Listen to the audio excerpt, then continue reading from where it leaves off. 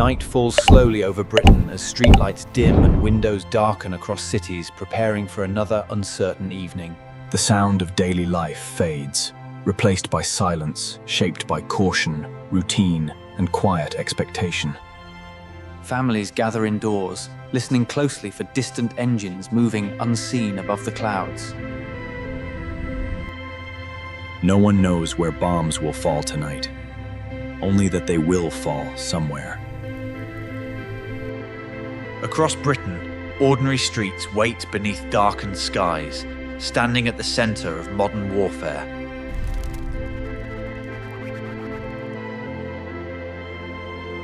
This is the beginning of the Blitz. We are in Britain during the early years of the Second World War, following the fall of France in 1940.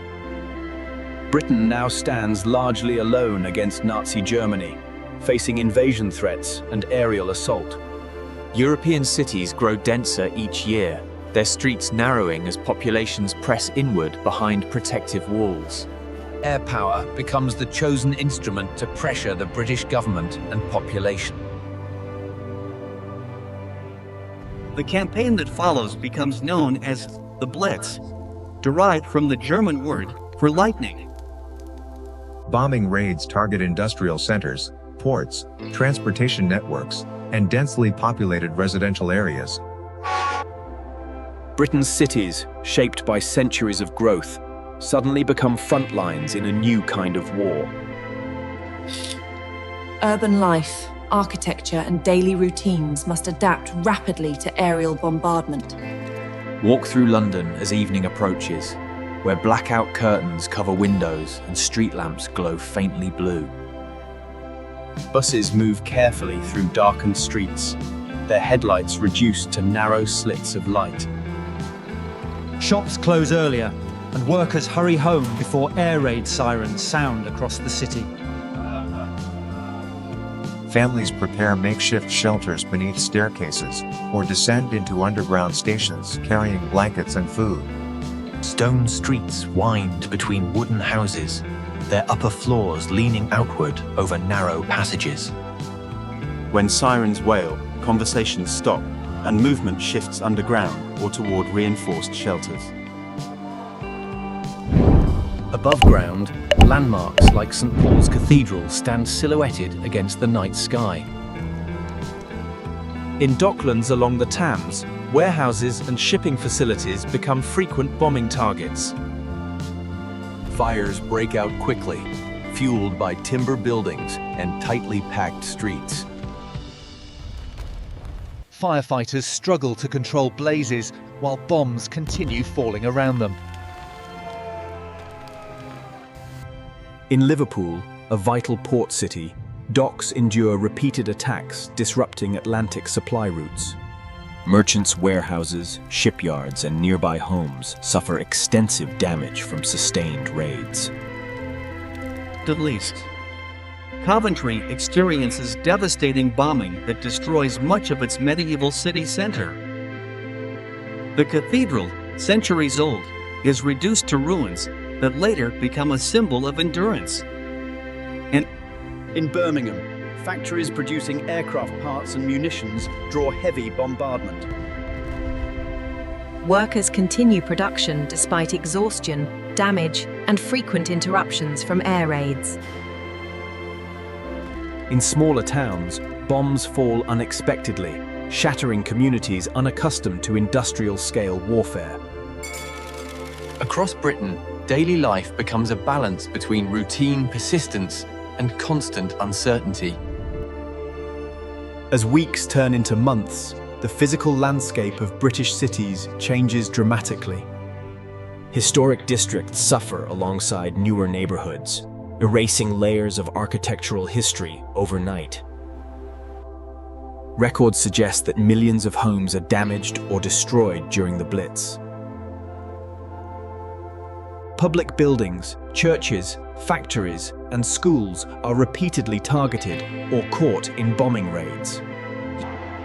Transportation networks struggle as rail lines, bridges, and roads sustain ongoing damage.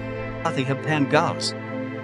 Yet adaptation follows destruction with remarkable speed and organization.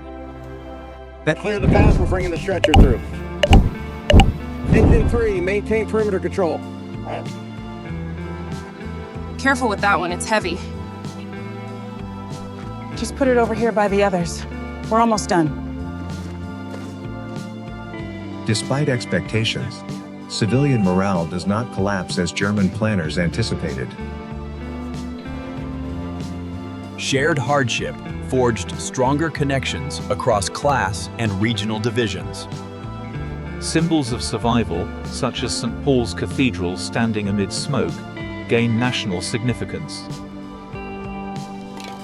The Blitz reshapes Britain's urban fabric while reinforcing a collective sense of purpose. By 1941, bombing intensity shifts as Germany redirects air power toward other fronts.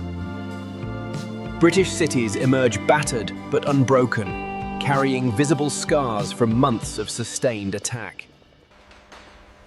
Post-war reconstruction reshapes urban planning across the country.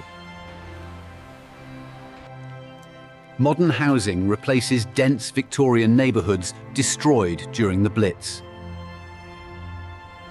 Road layouts change, widening streets once confined by medieval or industrial-era designs. New architectural styles reflect both necessity and changing ideas about urban living.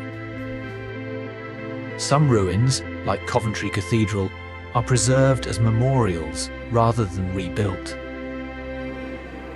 Underground stations, once used as shelters, become everyday transit spaces again. The experience of civilian bombing influences international laws and post-war planning strategies. The Blitz leaves a lasting imprint on British identity and collective memory. Stories of endurance, cooperation, and loss continue to shape historical understanding. So if we go this way, Big Ben should be just around the corner. Are you sure? The map is a bit confusing.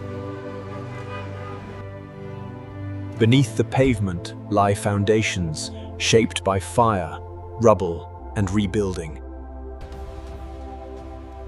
The Blitz was not only a campaign of destruction, but a test of urban resilience. It transformed cities while revealing how ordinary people endured extraordinary circumstances together. Through restored streets and surviving landmarks, the past remains quietly present. Standing here, we glimpse a moment when cities themselves became symbols of endurance.